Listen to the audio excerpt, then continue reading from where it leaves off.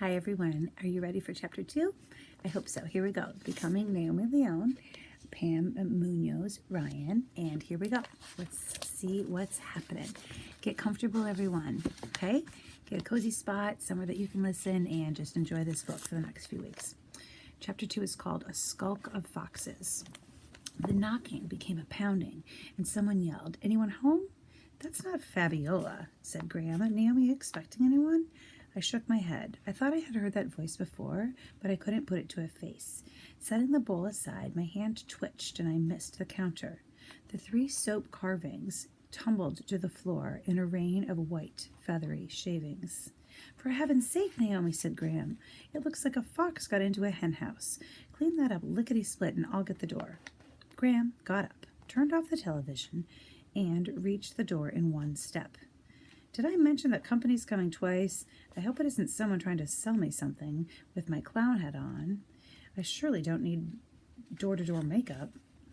If it was a salesperson, they'd have to talk to Graham through the screen because she never ever set foot outside the trailer in her hair curlers.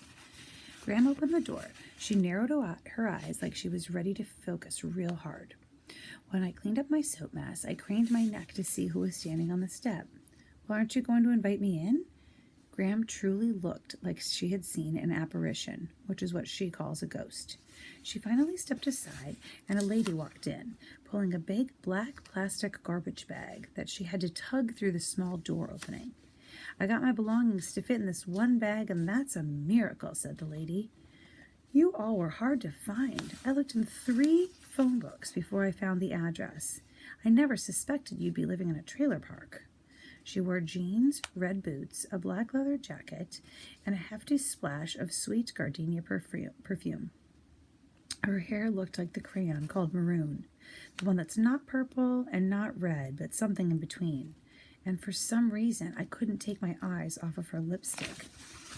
It was this exact same color as her hair, and it went up and down in a perfect rounded M on her top lip. Owen sniffed the sweet air. The lady looked at Owen and me, and in a sing-song way, "Hi." When she got no more than a blink from us, she sat down on the covered bench that served as the seat for the kitchen table. When the table was put up, the seat doubled as a fold-out bed.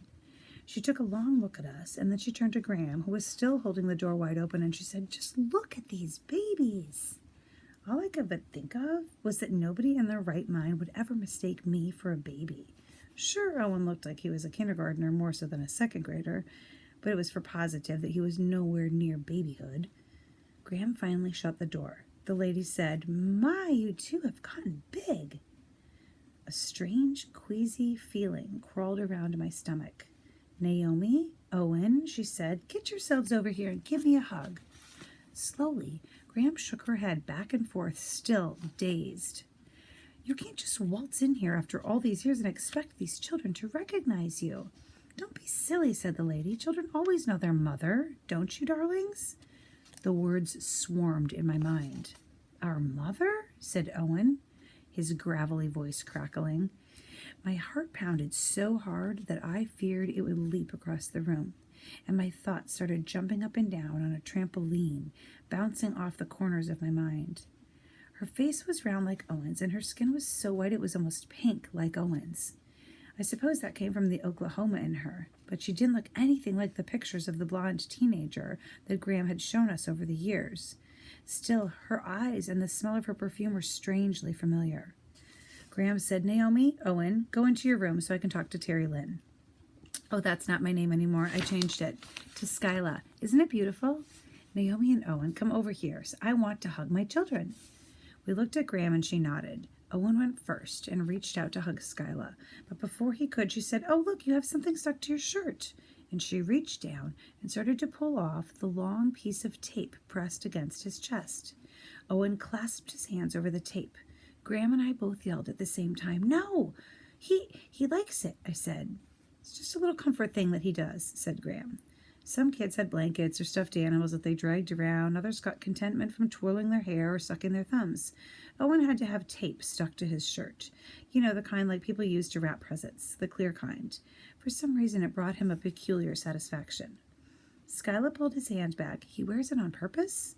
She looked from Graham to me to Owen. Then she started laughing. Woman, what have you done to this boy? Graham's eyes got all beady, like pigeon eyes. He's just fine. There's no harm done. Owen looked at Skyla as if she was a fairy princess, but didn't take her hands off the tape. He gave her his biggest jack-o'-lantern smile. I swear his mouth was too big for his face. And he said in a dreamy sort of way, It's all right. You don't know.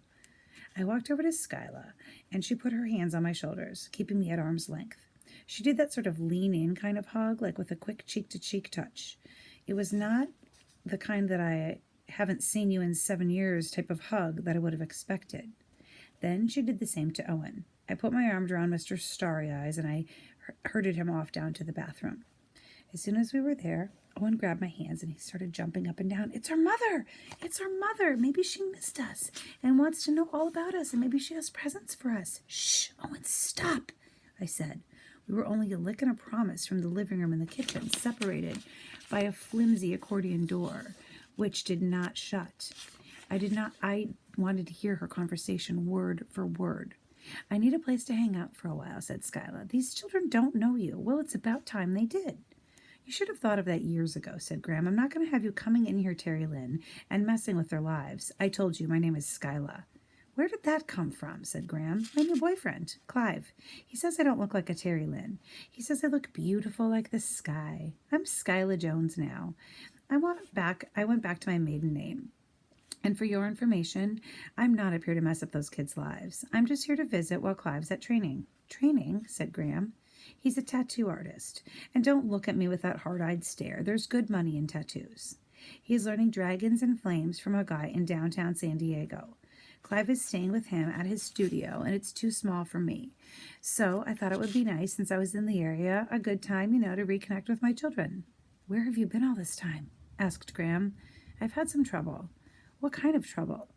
Even though my ear was straining to catch a phrase, their voices gathered in a whirl of whispers, and I couldn't hear.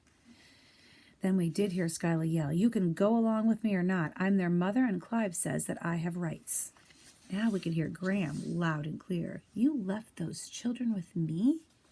When that boy was 1 year old and covered from head to foot in infested bites. Bug bites. Naomi was 4, and she didn't even talk until she was almost 6. Don't make it out like it was a big deal, interrupted Skyla. Naomi was always stubborn and quiet, and Owen just had a few flea bites. No, ma'am. Naomi went to a counselor for 2 years. She had selective mutism. That's what it's called, from insecurities and Lord knows what other trauma during her young life.